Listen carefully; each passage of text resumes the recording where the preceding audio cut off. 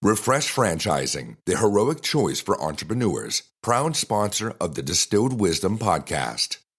The franchisor doesn't control the franchisee's business. They don't control their employment practices. That's the misconception about franchising. It's very difficult to unionize a bunch of small businesses that don't meet the qualifications to unionize.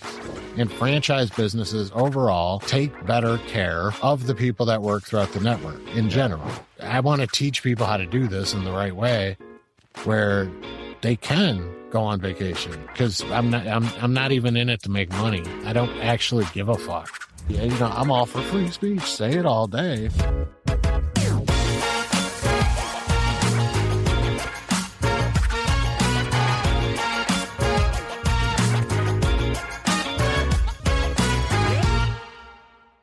All right, we're going to mix things up a little bit. I've had the franchisor perspective. I've had the franchisee perspective. Today, we're bringing a friend of mine that I've met through multiple of the IFA events. Pete, I'm going to do it again. Lacarnage. Lancard. For Christ's sake. This is literally going to be my staple with every single episode, I think, is where I just mess up the names of the company and the names of the guests. We're just going to do that on purpose, I think. That's branding. There you go. It's the trademark.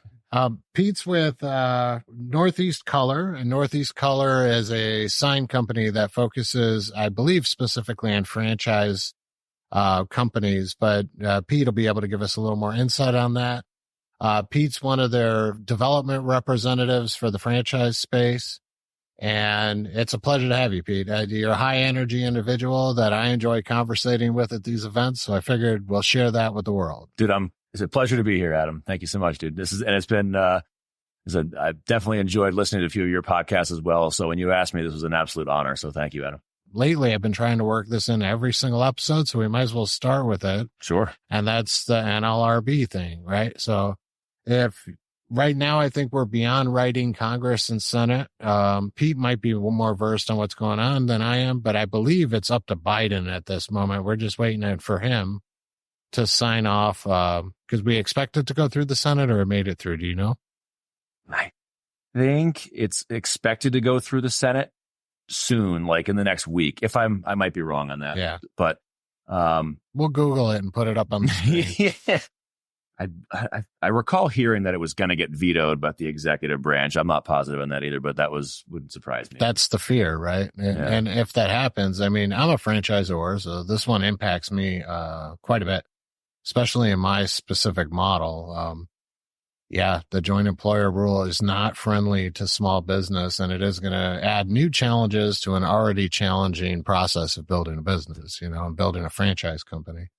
And what it is it's language that is defining joint employer as they're defining it in a way that it is saying that the franchisors are the employers of the employees of the franchisee. It sounds convoluted when I phrase it that way, but it's a way of twisting the language around. But I heard Matt Haller say recently, and I loved this line. He said, franchising and collective bargaining can coexist, but franchising and joint employer cannot coexist. And that's what it is. It's a way that would just, it yields too many liabilities on the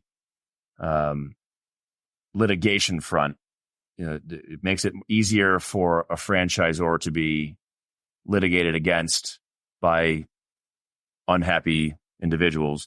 It makes it harder to invest in a brand, is what it comes down to, which could kill small business or damage small business, I should say. Yeah, I mean, I don't even understand the thought process there. When it really just boils down to an ignorance on franchising. The franchisor doesn't control the franchisee's business. They don't control their employment practices. We can make recommendations. We have systems that we ask that they follow, but they have to comply with their local labor laws. They have to decide the rates to pay their employees.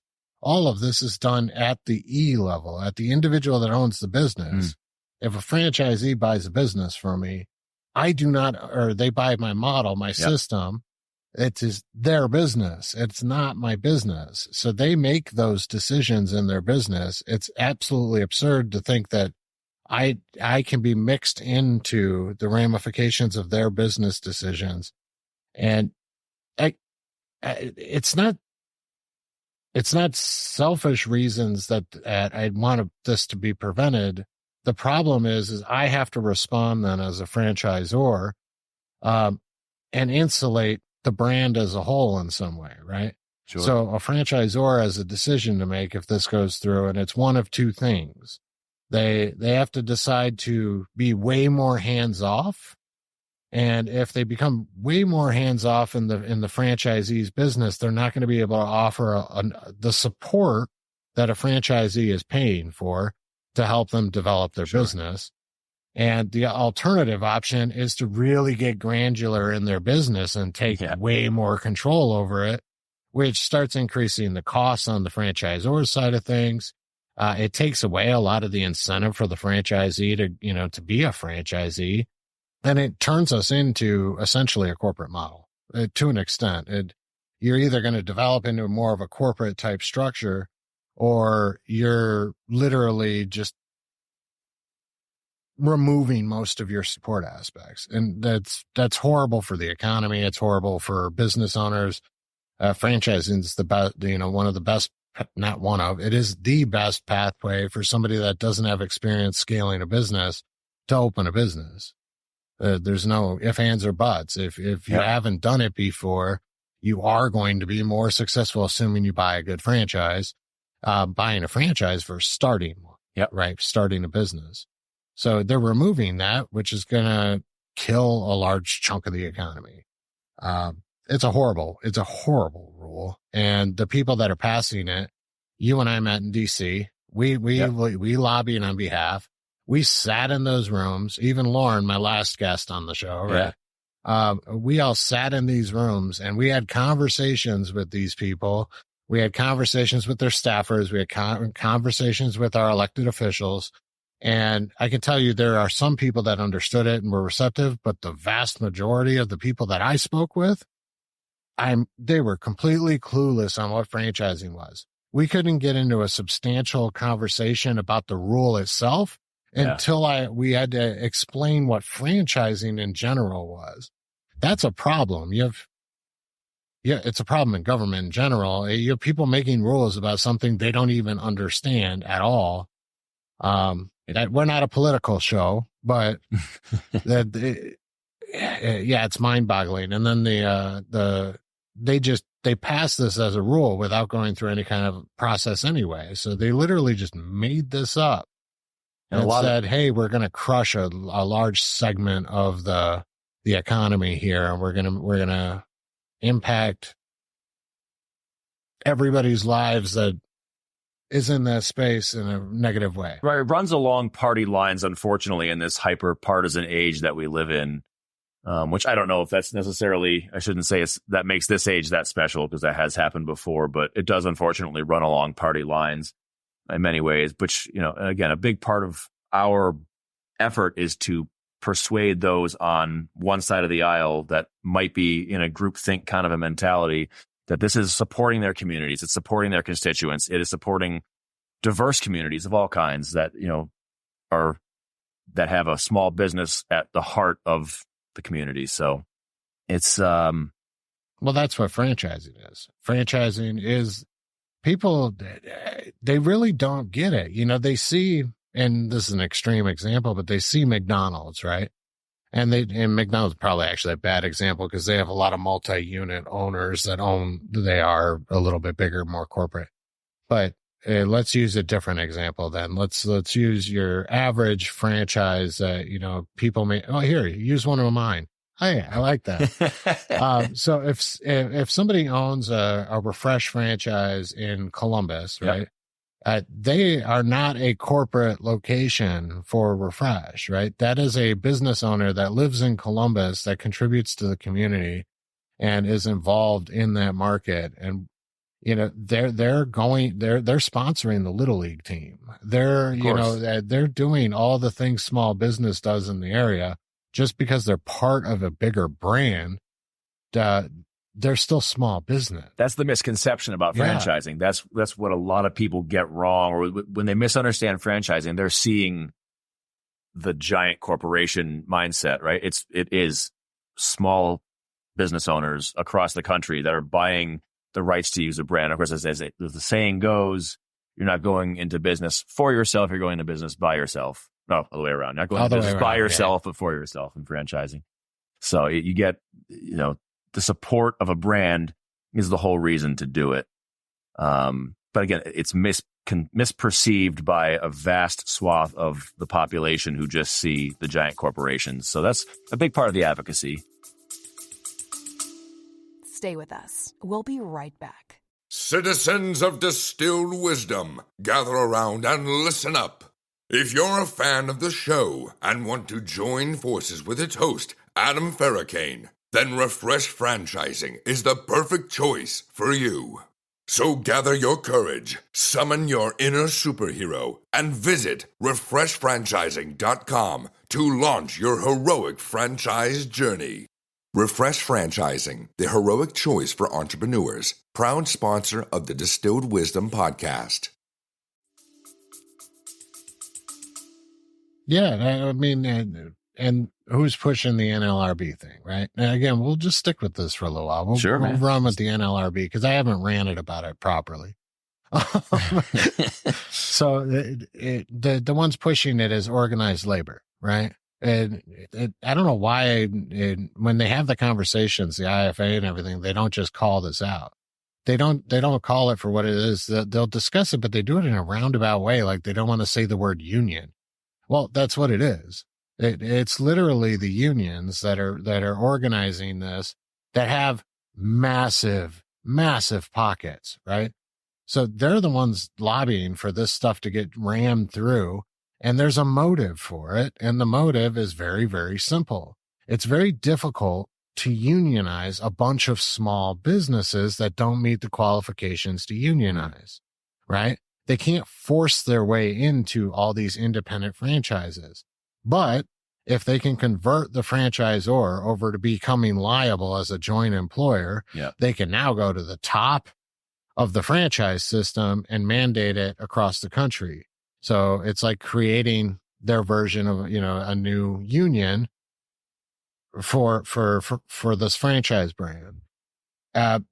Union advocates, people out there listening to the show that support unions and everything. Let me break this down though for you. The impacts to the economy and what's going to happen with these small businesses going those directions I was describing earlier, either getting really, really strict with them or really taking a hands-off approach with them to avoid that liability is going to impact small business growth, the growth in the economy and the opportunities as a whole to everybody, including those employers that you would argue to unionize, right? Yeah.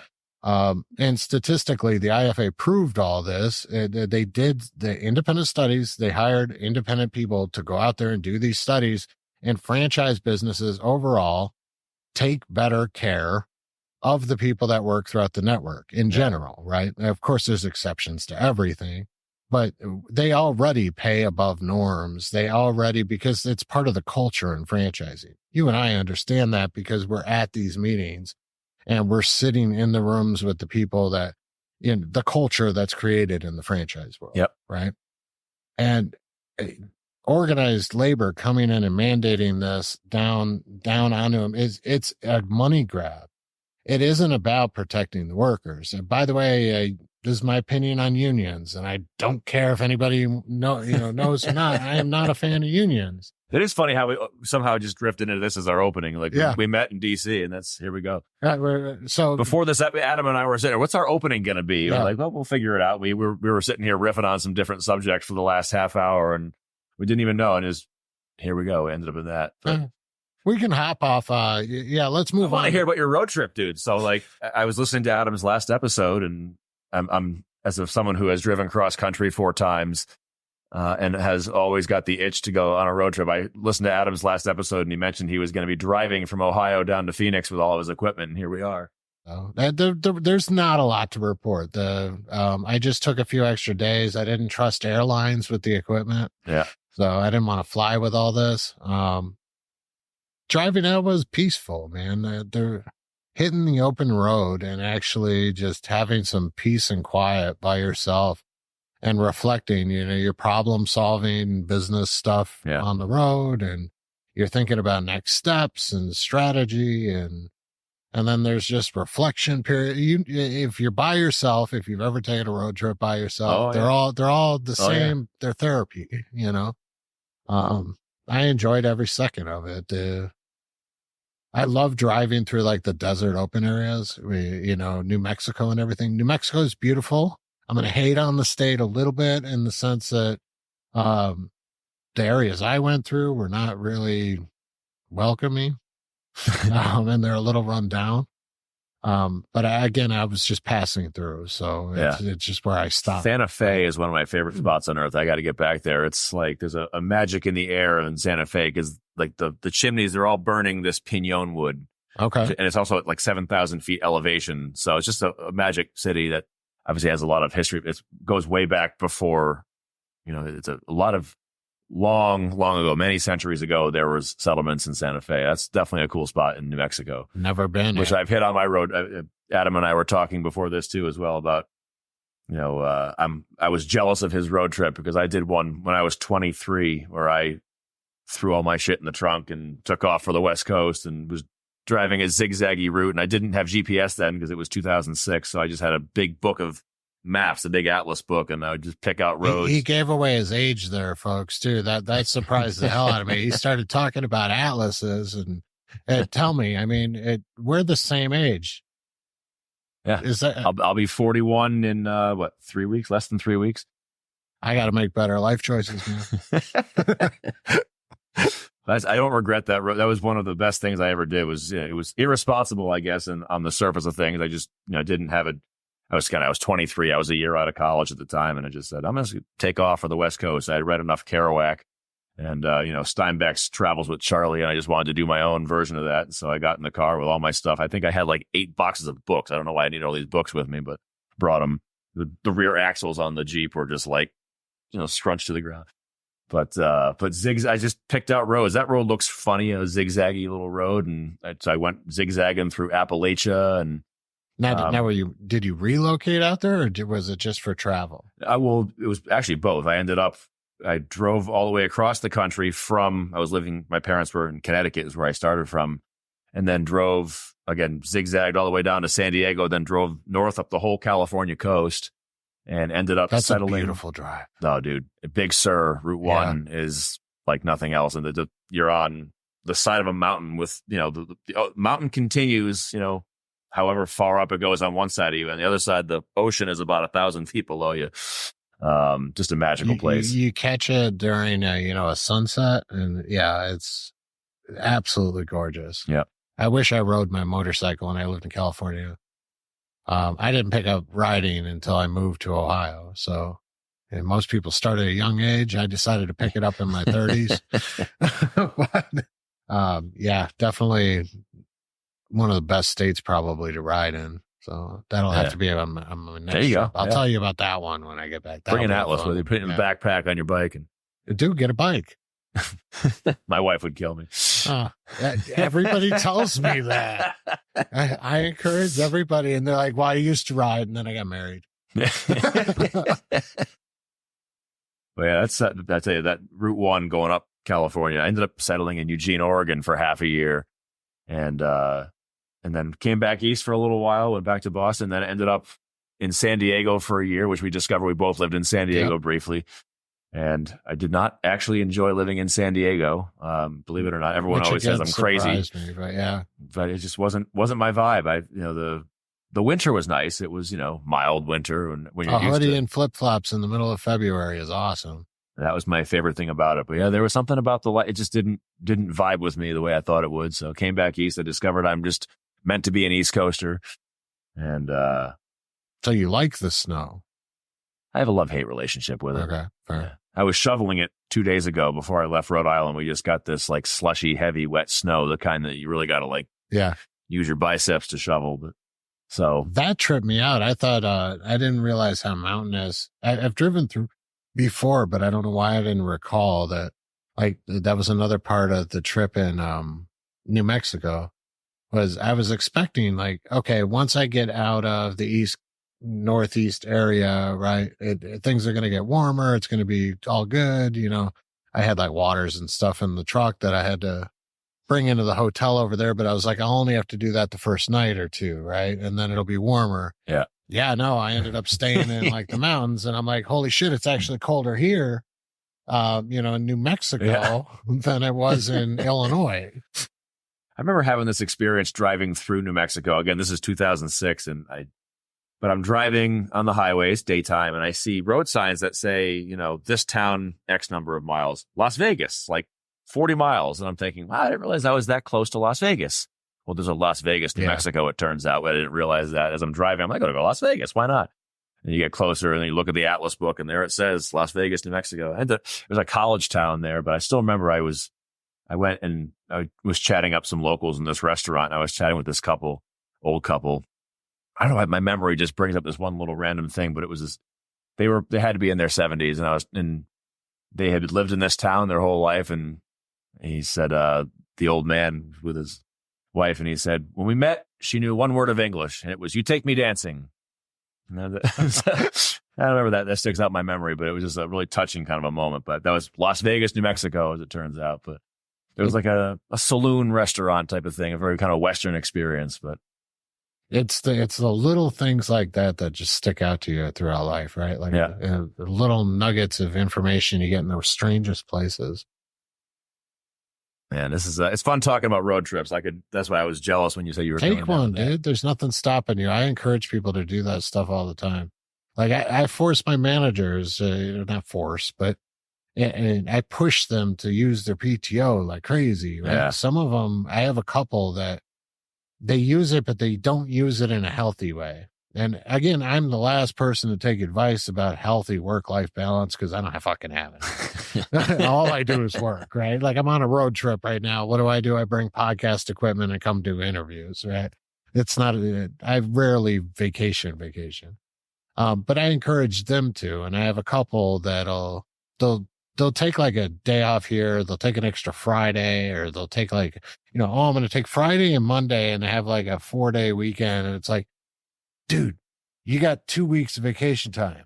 Go to Jamaica, like go relax, recover, take that. That's what you should use it for.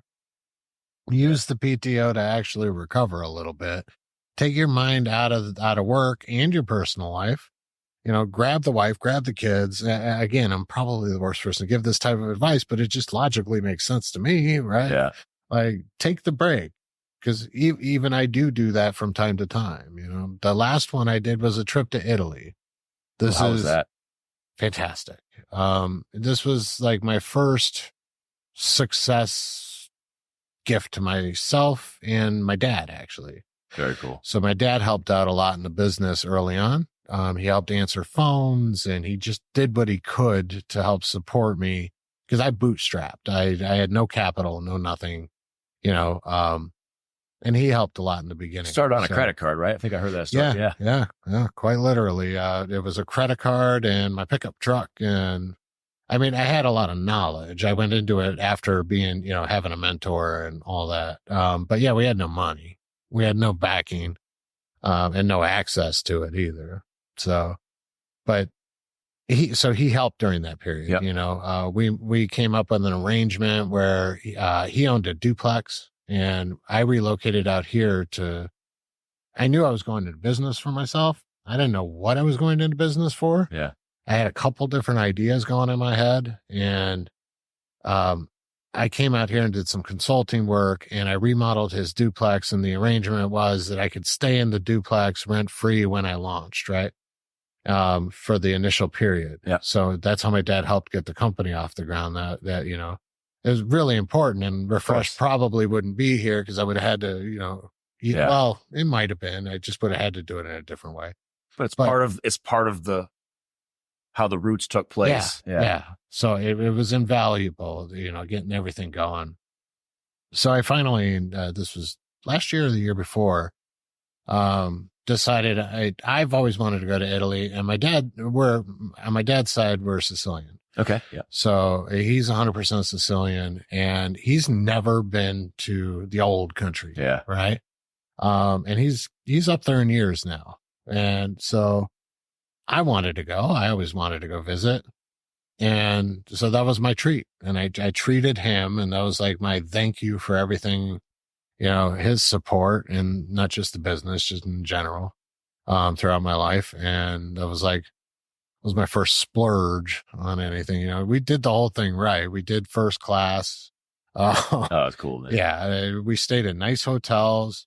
It was 3 weeks. We flew into Sicily. And I rented a car, which was a blast. Drive around somewhere, drive around Sicily, going up like the mountain roads and stuff. Yeah. Seeing like castles and everything. That was a blast. Man, so, we drove up. I'm getting goosebumps, actually. I would feel them coming in, just thinking about that. Yeah. So really cool. But that's my favorite trip. So I did take that break. And you probably unplugged a little bit. It's like sometimes I made 2 phone calls in 3 weeks back to the States to talk work. They were 10 minutes long. That was it. 3 weeks. The business didn't exist. And that's what I want to teach franchisees to get to, right? Like, what else could you ask for? I know, so I'm in, home services, and I know all kinds of different contractors in the space.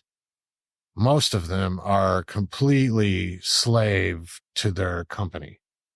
They just are, and most of the contractors out there that work in, any kind of trade, that own a business, they don't own a business. They own a job. They 100% just own a job.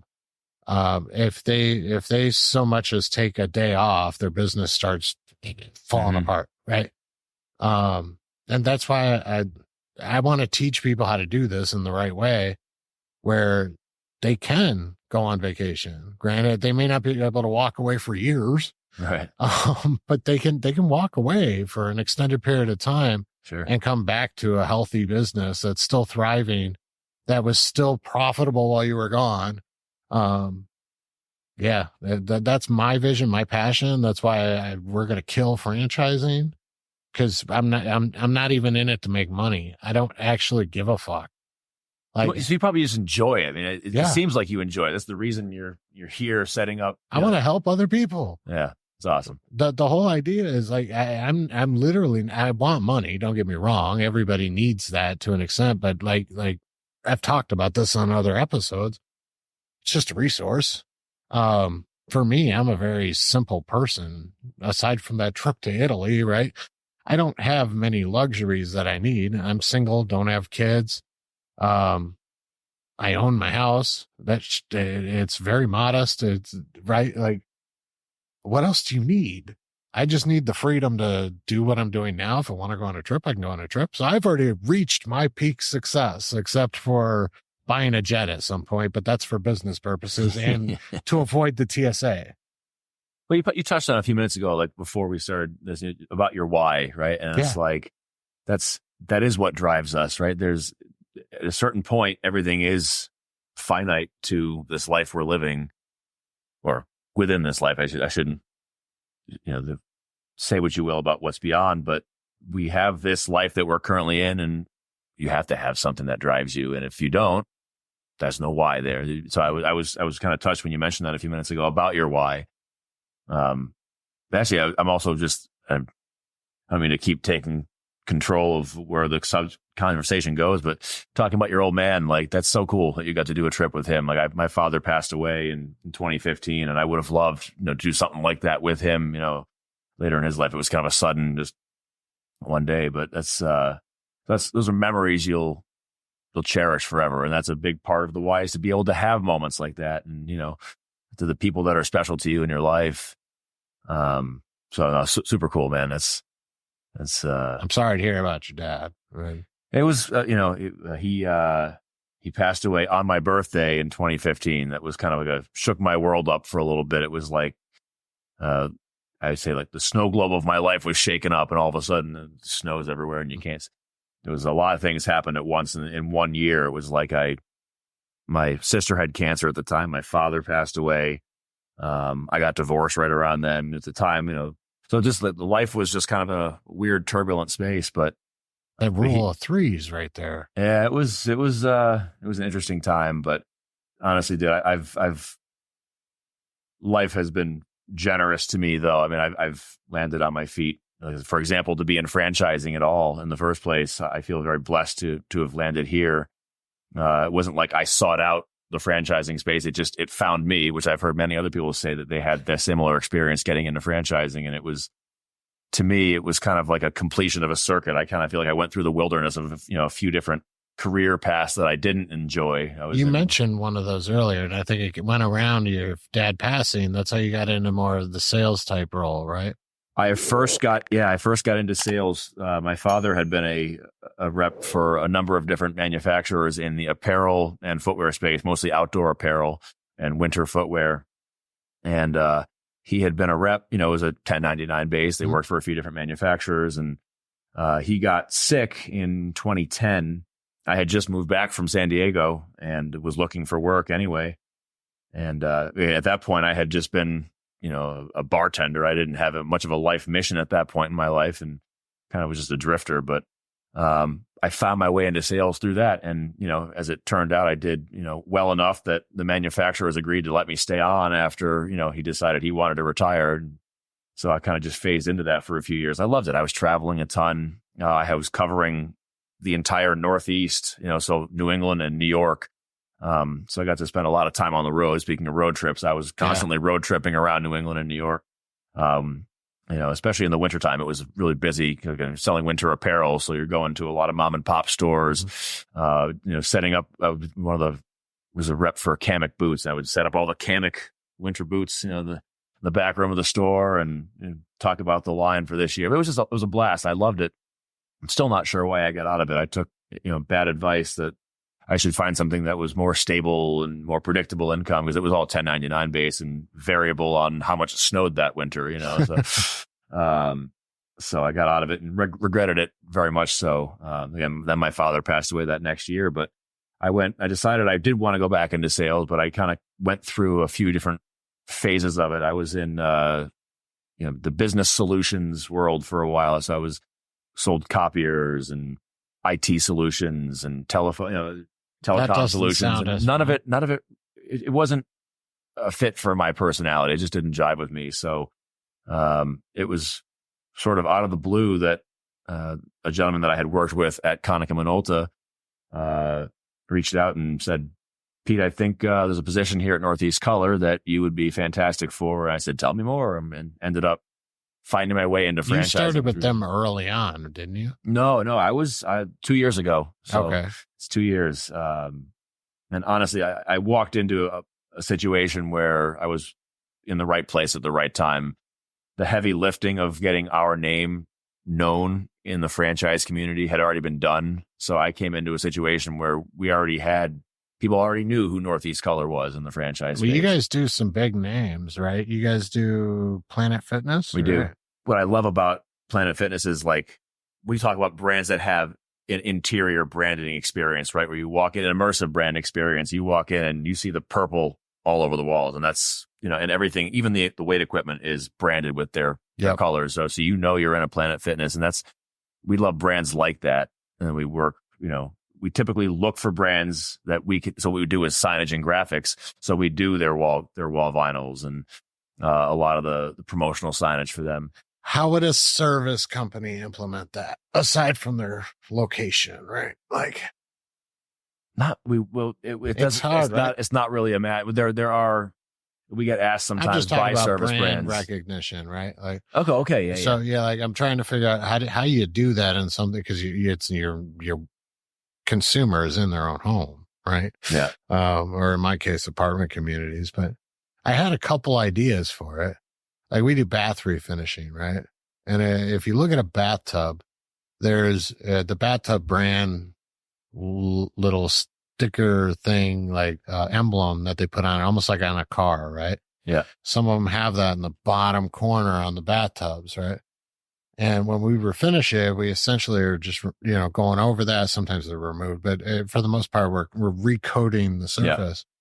So I was thinking, if I got a little decal with my logo, right, and I put it, bathrooms and apartments are all the same for the most part, right? A standard bathroom is, you've got your toilet here, your vanity on your right, you shut your bathtub on the left, right? Yeah. This is like universal across the universe of apartments in the world. Right? So if I put my emblem and I put it on there like a little decal, it'll look just like it's the brand for the bathtub. And I mount that in the bottom corner of the bathtub so that when that new resident's in there and they're taking a shit, they're subconsciously absorbing my logo. And it's refreshing there. Right. Yeah. It's right there. And they have to stare at it the whole time they live. There you go. Branding. Yep. Always be branding. There are ways to do it, right? I'm brainstorming for you now. I'm trying to think of like some other ways, some leave behind or like, we did that too, like during the, the terrible thing of event a couple of years ago that we can't mention because we want to be careful not to, for the algorithm to pick up that word in either.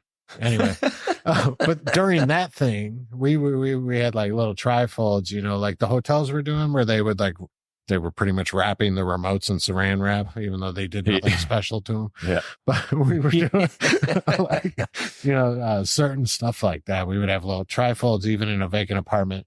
This unit was clean and disinfected by, Refresh, and it had the brand name on it. Yeah. Yeah. But the community would be more encouraged to leave it there because it would give a sense of comfort to the new resident coming in, right? Yeah. Even though all that really meant is we cleaned your apartment just like we always do. Yeah. But the comfort of, oh yeah, they did something to it. They must have disinfected something. Yeah. Oh, well, I did that too. So early stage during that thing, I was looking at potential opportunities, right? Because there's a lot of uncertainty. So we're okay. So we're obviously essential, quote, right? Every business is essential, but so we're an essential business at the time. So we're allowed to continue operating, right? But business is going down, right? We were impacted pretty heavily for the first few months. Nobody's moving out of their apartment in the middle of that situation, early stage, right? Everybody's just like, everything froze.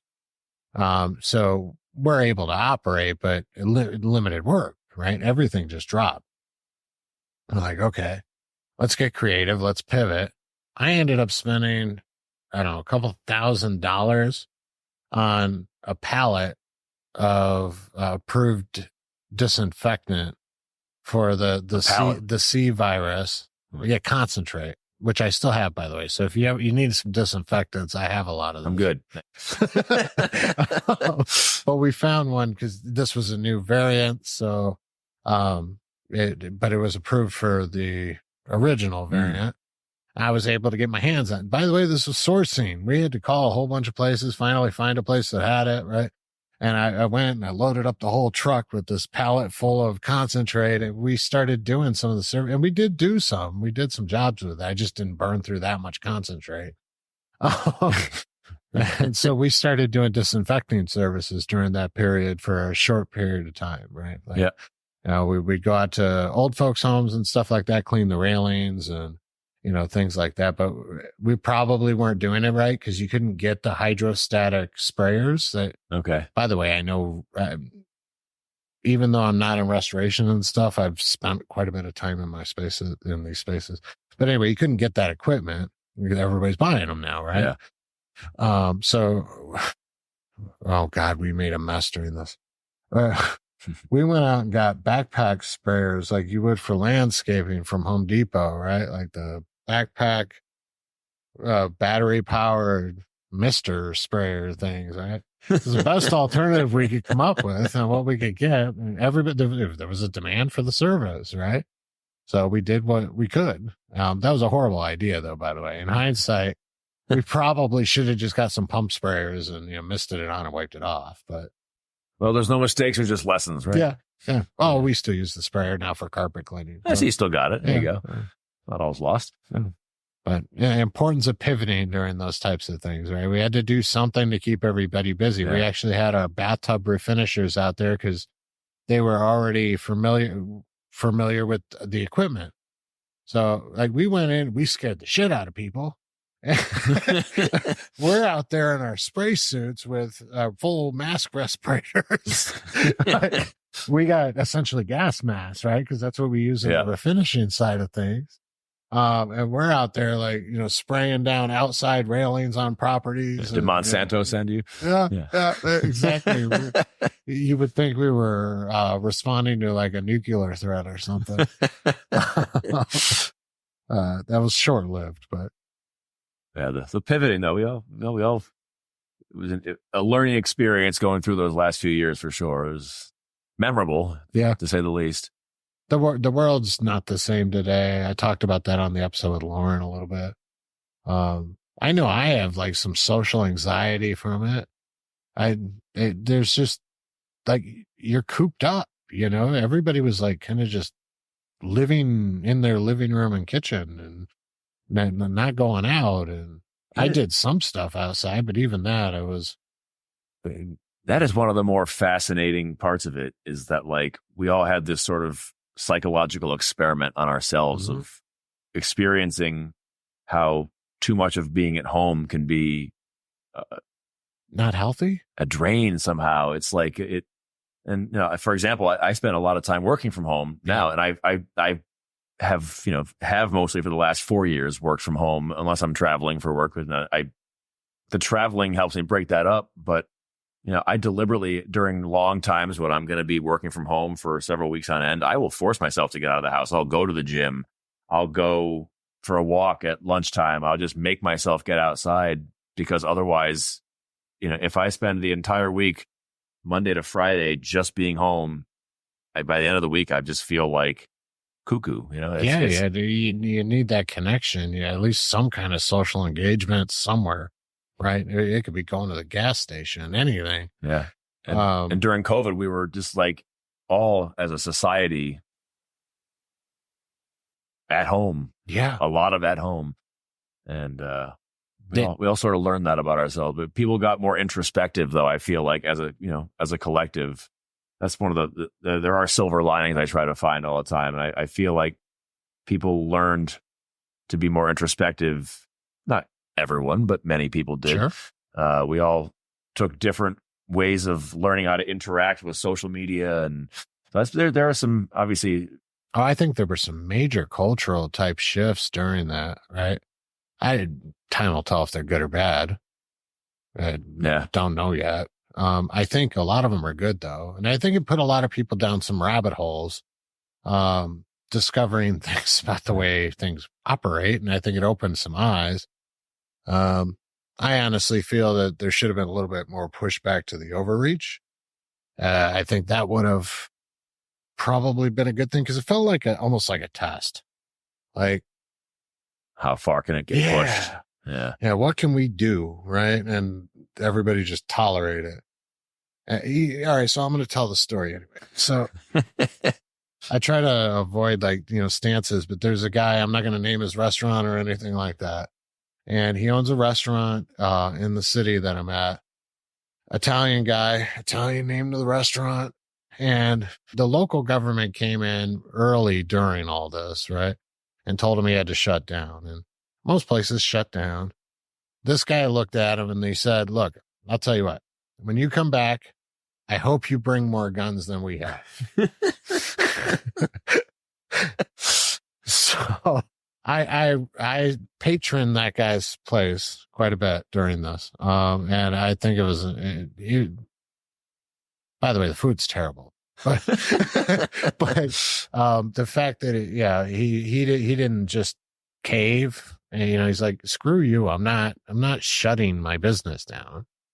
That's just not happening. Yeah. The fact that he stood up, I wish we would have seen a little bit more of that. We did see it, but I don't think we saw it to the extent. In Naples, Florida, my wife's parents live down there, so we go visit every now and then. There's a place, they have two grocery stores. One is called Oaks Farms, and there's a larger one, which is more of like a larger format shopping experience where they still have like live music in there, but that's called Seed to Table. But I mean, he made national headlines when he refused to enforce a mask mandate during said time period. Thank you. And he put up there. I remember seeing it on his door. He's like, I wish I could do justice to what it said, but something like the fine folks in the government have said that we're supposed to have a mask mandate, but we don't want to infringe on your rights, and that's why you have the right to do whatever you want to do when you come. Something like that. Yeah. I'm paraphrasing, but and people were flocking to go into Oak Support Farms, him. and this is in Naples, Florida. Yeah, the ones that did do it gained tons of business. Yeah. That tells you what public opinion really was. And again, not a political show. We've been flirting with that line, though. Yeah, I know. We said we wouldn't do that. Yeah, no, I've been saying it the whole time I've been doing the shows. I try to steer clear of that stuff because today it's odd. That I can talk about is, you have these decisions to make as a business owner, and really a business shouldn't be making these decisions in any way. And I'm not. That's why this isn't part of my business, right? This is a separate show. That's my show. That is not associated with my business. It is sponsored by my franchise company, but you see what I'm saying? Like, so brands shouldn't really be taking political positions. That's my opinion. Yeah. Right. As a brand, like Nike supporting XYZ or doing this, they shouldn't do that. First off, who cares? It's the public that should make those decisions. But we have a decision as business owners when we talk publicly at all. It's almost, we're self-censoring, and it's frustrating when you have to do that. But you want to do it because you can't appease both sides though, right? It's that decision to make is how vocal do you get about your opinion when asked, or do you just shut the fuck up and sit there and just not voice your opinion at all? Right. It's an interesting, it's a conundrum. piece of how we, and I have opinions, and I'm not fiery about having large disagreements with people and puff my feathers out, and and to be perfectly frank, I have been on both sides of the aisle in my adult life, and it's I'm friends with people on both sides of all, and I don't fight with anyone on anything political. It's not worth it to fight. I'd rather see everyone, the cliche go, sing Kumbaya and but I'd love to see us have, so we're all trying to win. We're trying to win hearts and minds here, right? We're trying to come together. We're trying to form coalitions as a society, and the point is not to be mad at each other. The point is actually to get along and to do what's best. But we're kind of squabbling over what is best, and that's what it comes down to. But to your point about not taking stances, I'm very careful at all times not to be divisive in either way, right? And again, so we're self-censoring, and that's the worst part about it, because I think open dialogue is really important. But at the same time, it's not worth the headache, right? I do a lot more value, or I can offer a lot more value to the world by getting people to adopt in my franchise model, making them wealthy and letting them put their kid in their private school, or, make it past the coming recession. And not political. That's just coming. Right. So if I can help people, get into a better financial position, I've done more value for the world. But if I get canceled, or, I don't want to hinder that. I want to be able to provide that value. And so it's that weird line you're on sometimes where. What I find fascinating, this is one of those goalpost moving things about the cancel culture. Do you remember a couple of years ago when Neil Young removed all of his music from the Spotify catalog because he didn't agree? I remember hearing about it. Yeah. So they decided they were not going to cancel Joe Rogan's podcast. They said it was, they were not going to cancel it. And Neil Young said, well, I'm going to pull him. He pulled his music off. And I would love to see a debate between 1971 Neil Young, the free speech advocate, which he was very much then. And then 2020 Neil Young, 50 years later, a little older and crotchetier, and suddenly not a free speech guy anymore. I would love to see that debate. That's kind of but again, as I said, I've been on both sides of it. You want to see an extreme shift that I'm noticing. So this guy, You want to talk about somebody like really hard, more left leaning? Bill Maher. Have you noticed, like, this is all recent, but all of a sudden he's like, he'll say it himself. He's like, I didn't leave the left left me. They've gone so far in one direction that I am now a center. Yeah. And he's got a point there. So you're talking about moving goalposts, right? No matter where you stand in here, like, it's kind of doing that both directions. You have one side of the spectrum that is getting pretty cultish, around the orange hair. And then you've got the other side of the spectrum that is literally so completely lost that they will advocate for a man that probably needs to wear diapers. I mean, it's insane. It's a divided time, but in this, like, we've had divided times before. It's fascinating to live through it, to say the least. But this year is going to be entertaining. I think we'll find out what happens. But ultimately, though, I would love to see a greater coalition of our society as a country cooperating together, find common ground, and not be. What's funny is I think that's most people. That's what's crazy. It's just the really loud voices on both sides, right? So they're a minority. They're not on both sides. Yeah. Most people are somewhere in that middle. Most of them have more in common than they don't.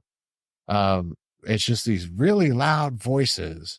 If we could get, I'm all for free speech, say it all day. But if we could get some more people in here in the middle, to speak louder, I think it'd do a lot of good. And people, we would actually be able to solve some problems instead of, because the politicians are just catering to the extremes, and everybody in the middle is politicians are only catering to whoever pays them. But, but you get my point. Yeah, I agree with you. If there's more common ground and more local solutions, more involvement at the local level, the community level, society would be doing a lot better right now. Like, we got to get off the federal level, budget, right? Like, no more federal spending. Like, just do away with federal income tax. Do away with it. Just shrink this thing down, right? You want a rabbit hole? I would say get rid of it altogether, right? But get that out. I don't think we had it until 1913. It didn't exist. Well, no, the federal government's been around since 1777. I'm talking the federal income tax. Or actually 18 something when they issued or actually drafted the Constitution. 1776 was founded, anyway. We had the Constitution. Oh, whatever. Yeah, it was shortly after 17. I might be in the 1800s, but 1913, you're talking about the income tax. Correct. Yeah. So, that also created the IRS, I believe. Or the Federal Reserve. I don't know. Everybody out there, read the book, The Creature from Jekyll Island. It'll tell you the whole story.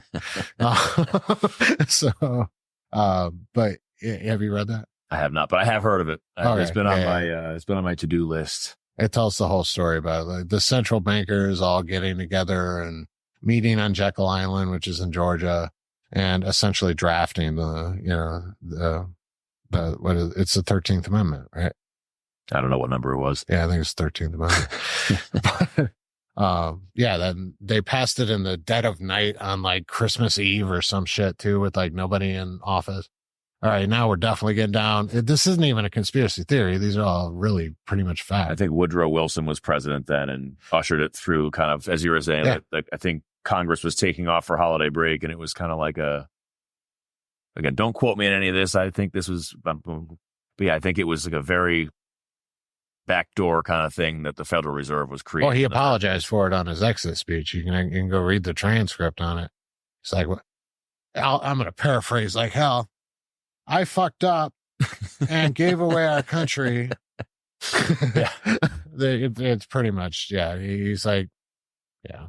Speaking of U.S. presidents and Ohio, and road trips. I would love to do a road trip at some point to see where William McKinley and Rutherford B. Hayes, I think there was a couple other Ohio presidents in the late 1800s, but it's a road trip I wanted to do for years, just to go see those places in Ohio. So that's a shout out. I don't think I've seen them. Do you know where in Ohio they're? I think it's Northeast Ohio. Okay. But yeah, so a little historical tidbit that William McKinley and Rutherford B. Hayes, who both became U.S. presidents, served in the same regiment in the Civil War. Really? Yeah. The something Ohio regiment. Yeah. But so what are the odds of that, right? And I think Rutherford B. Hayes was his probably pretty officer good, right? They for probably McKinley. had the same social circle. So the more you look into history, right? At least when I look into history, this is what I start seeing. I start seeing major similarities to the way things operate today. Like our first president, George Washington, was not the hero everybody thinks he was. He was actually, he was very much like a modern politician that they put up onto a pedestal. From my understandings, like, you know, he wasn't actually that great of a general. He recklessly killed a lot of his soldiers by poor decision making in his strategy. And his motives during the war and throughout his presidency were very self-enriching. Interesting. And real estate acquisition, so land. That's a rabbit hole I have not gone down. Yeah, check that one out. So that's all I'm going to get into it. But like when you get back, you do start realizing that even then it wasn't that different. The reason I feel he was probably the first president is the propaganda to get people to support secession, right? And that made him a really popular general. And so he was kind of like a poster child. And so he was like, you know, today's equivalent of like an athlete, right? Like a superstar or something, right? Yeah. And so that's why he was the first president, is really because he wanted popularity contests. And they worked a lot of propaganda around him to get support. And so he had the influence to become the first president. Interesting. Yeah. It also, I mean, look at his first stuff he did in office. Hi, I just fought an entire war about taxation from a foreign government. Now I'm going to implement a whiskey tax. What? Like literally, first thing he does is the first president is, hey, I'm going to start taxing you guys, even though we just had an entire war over this. Is that how the Whiskey Rebellion came about? That's what, yeah. If you enjoyed part 1, part 2 of this fun interview is now out and ready for your enjoyment. Check it out, but first, don't forget to support the show by following and giving Distilled Wisdom a review on the platform you're listening on. It's the best way to support us bringing this content to you and the world. I'm Refreshman, and I'm here to empower you to take charge of your destiny. Are you tired of working for someone else? Do you dream of making a difference in your community and unleashing your full potential? Then look no further than Refresh Franchising. With us by your side, you can start your own heroic business venture with the unwavering support and cutting-edge resources you need to conquer your goals. Our franchise model is like a super serum that will give you the strength to succeed. Refresh provides extensive training, ongoing mentorship, and an established brand with a loyal customer base. Plus, you'll become part of a heroic league of entrepreneurs who serve as allies on your journey towards greatness.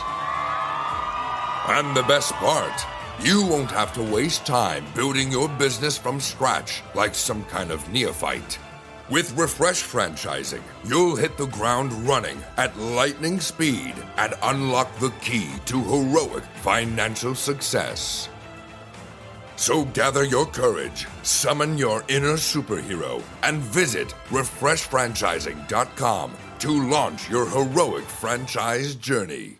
Always remember, together, we can achieve greatness.